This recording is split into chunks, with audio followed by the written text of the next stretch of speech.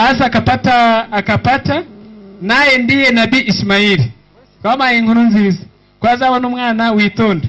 Ngo umwana nawe ni Ismaili. Kwanza iki ni ikinyoma Bibiliya yamwise umugome, umurashi wo kwanga bose n'abandi bakamwanga.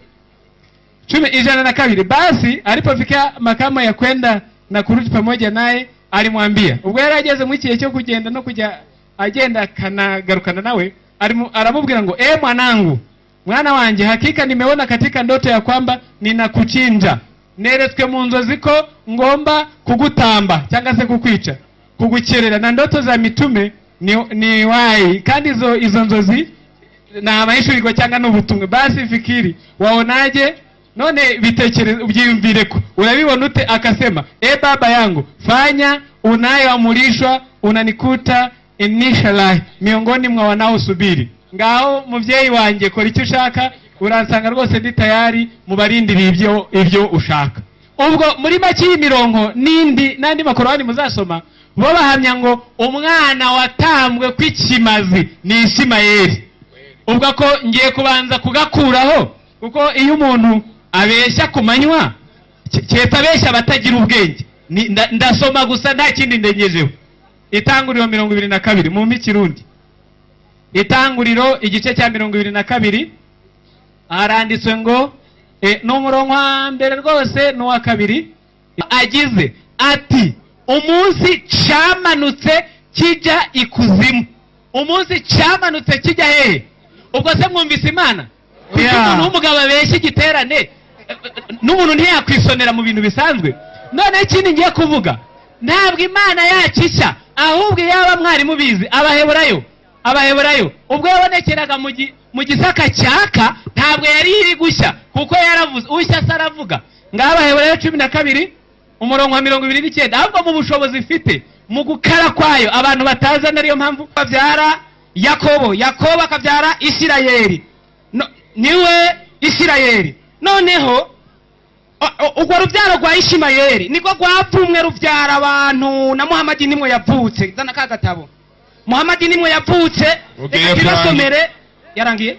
Ugiye kurangiza ariko biranditse mu gatabo kabo, bwagahe nikaboneka turakabasomera. Muhamadi yavutse muri uwo muryango wa Ishimayeli wapfumwe. Niyo mpamvu abana bo ku mugore bwite n'abana bo kuri iyo njoreke na bugingo n'ubu niyo y'intambara mubona, ntibazokwigera bahuza.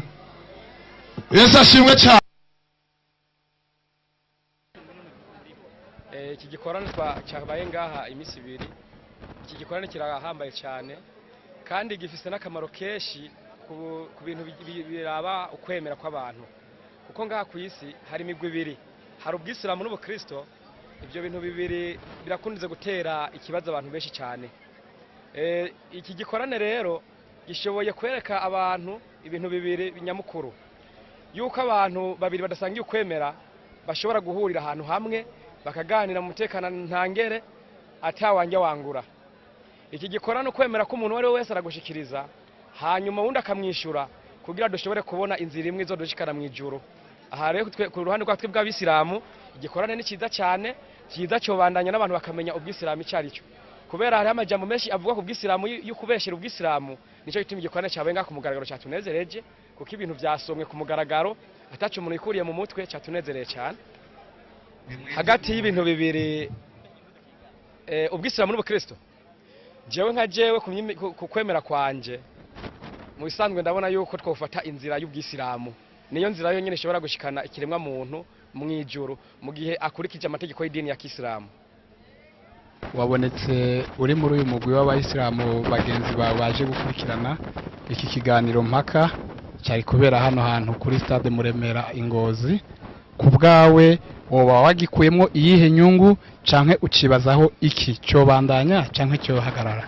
Inyungu muri rusange nk'abasilamu bagenzi bawe, abafasoni bagenzi bawe mwakuyemo ni nk'iyihe? Notanga avuga ati alhamdulillah rabbil alamin, nukuri Imana ishimwe ko aragikorane. Ndibaza yuko nukuri twashimye ho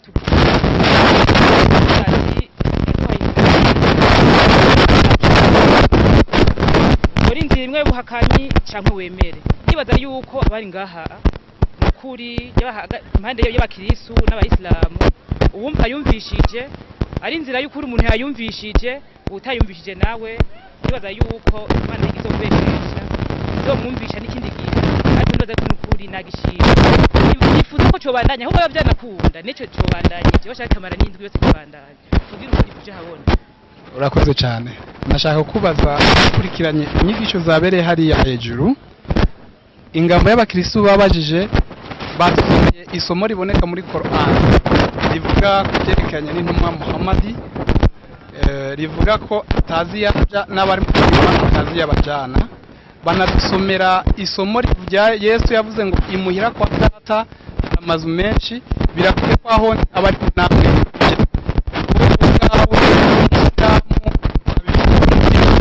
ayo masomo yose nimba yagufashije ku rugendo rushika mu bugingo buhoraho wayibajije hiki ubwo bari ubwa mbere ubisomewe canke bwa ari igihe kirekire kubyumva?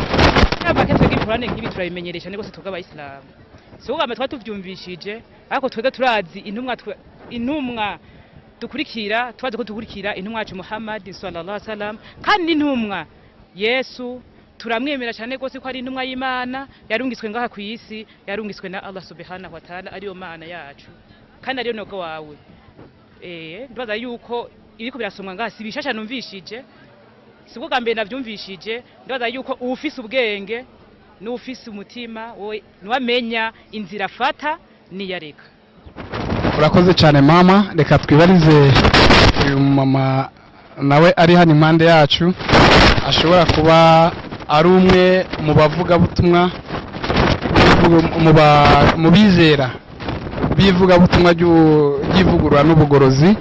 Mama mwitwa bande kugira ngo abumva babamenye?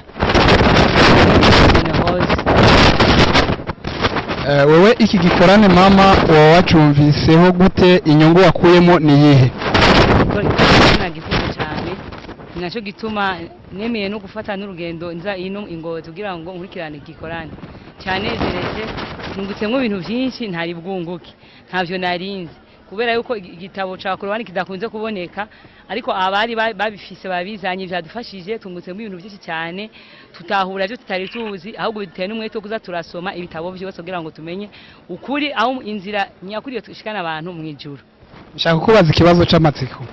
Igihe wabonye abasilamu batonze hajya bazanye n'iriya mizingo y'ibitabo iri hariya, hari ubwo wagize? Murakoze, oya jesha ntabwo nabuke nagize kubera yuko turamenyere kuganira n'abantu benshi tudasangiye ukwizera.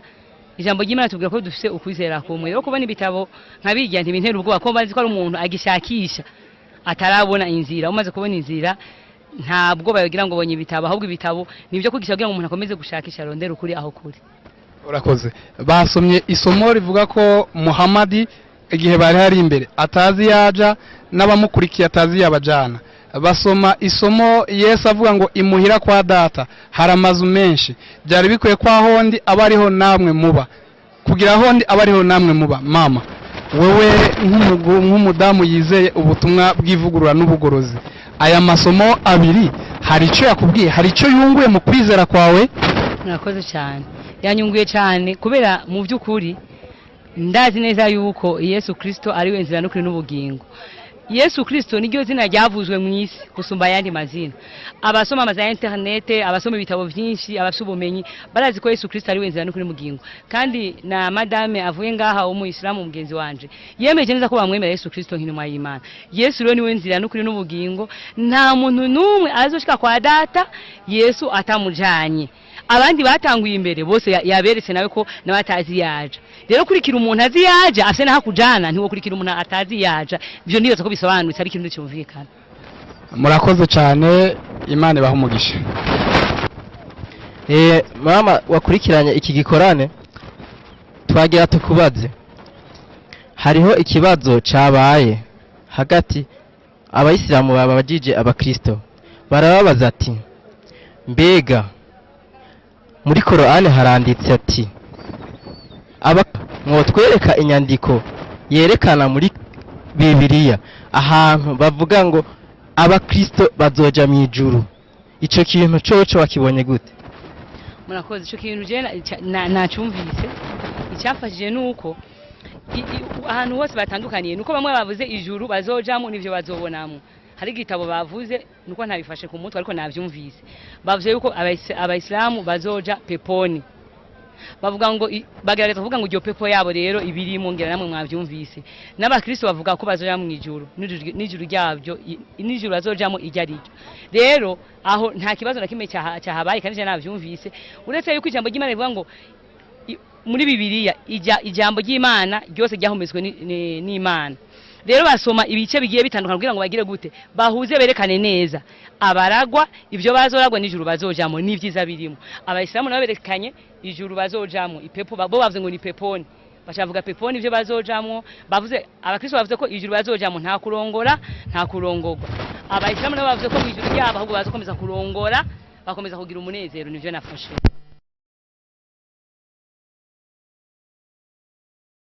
ni muri surati al-Baqara sura y'inka Korowani 2:62 iyo surati al-Baqara ni sura y'inka y'ingore reka ndabisome rero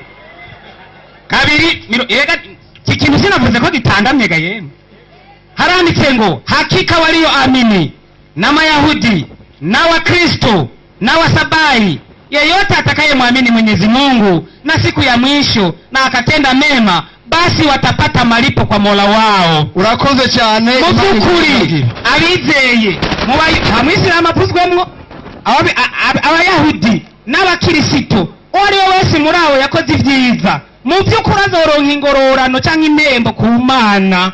Arakoze cyane nta Mwisilamu ari mwa nta upuzwemwo. Noneho rero mu minota isigaye 3 hariho ikibazo umugabo umwe hariya yakoze neza buriya inkota yishe Goliyati niyo Dawidi yamwicishije yasomye mu Bagalatiya ibice 4 umurongo wa 21 avuga iby'abahungu babiri ba Aburahamu.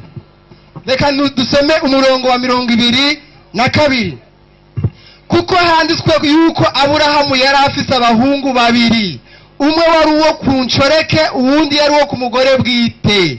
22 uwo ku nshoreke yavyawe mu buryo bw'umubiri uwo ku mugore bwite avyagwa mu buryo bw'isezerano. Ivyo ni nk'umugani. 25 nuko 24 ivyo ni nk'umugani kuko abo bagore ari amasezerano abiri rimwe ryavuye ku musozi Sinayi rivyara abo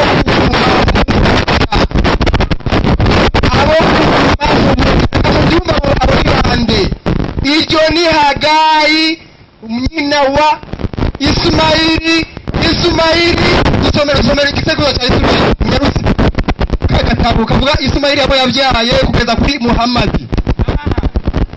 ijya kuguma mu buja. Reka mwumve haleluya shengero.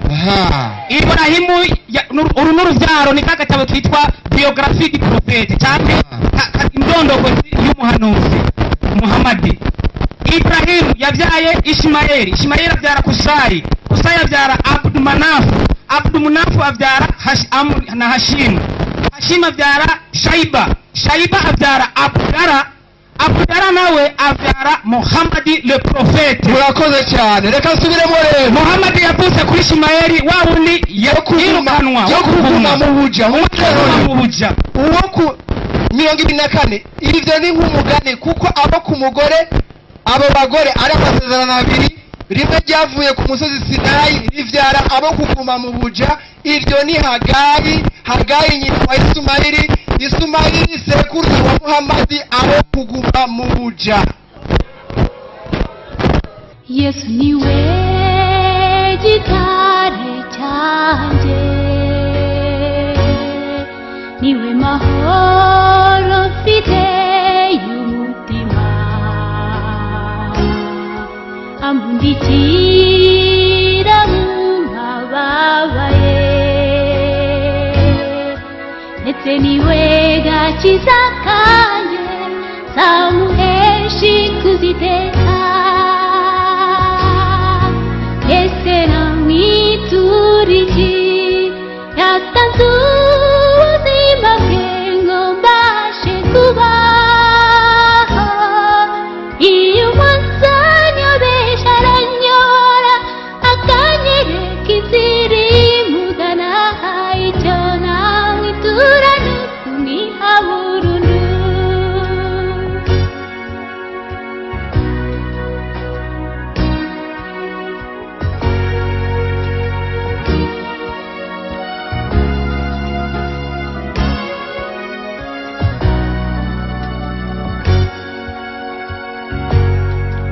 Yesu niwe mahoro yanjye, ari hafi kunduhura umutima, watewe intimba na wa mugome, azakorwa n'isoni abone usigaye